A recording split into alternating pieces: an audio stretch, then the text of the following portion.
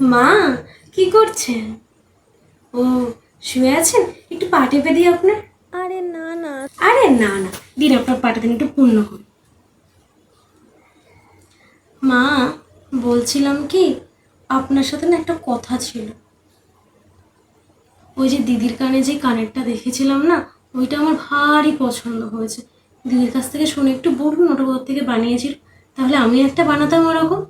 আরে না, ওইটা তো আমি ওকে বানিয়ে দিয়েছিলাম ওর বিয়ের সময়। ঠিক আছে, আমি না ওর কাছ থেকে সে তোমার দিয়ে দেবো নি জিনিসটা। যতই হোক তুমি এখন বাড়ির নতুন বউ বলি কথা। আচ্ছা মা, আপনি যা বলছেন তাই হবে।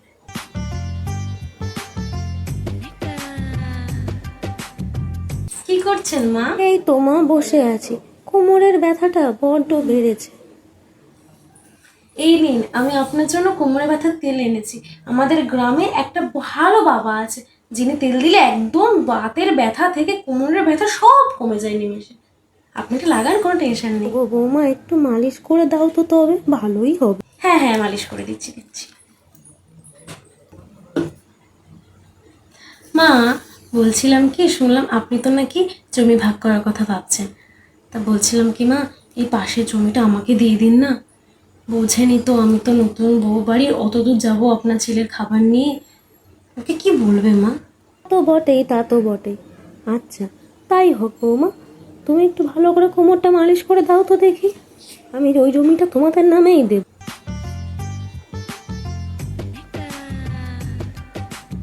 শোনো ছোট বৌমা, এইবার থেকে 6 মাস আমি তোমাদের কাছে খাবো, আর 6 মাস বড় বৌমার কাছে খাবো, ঠিক আছে?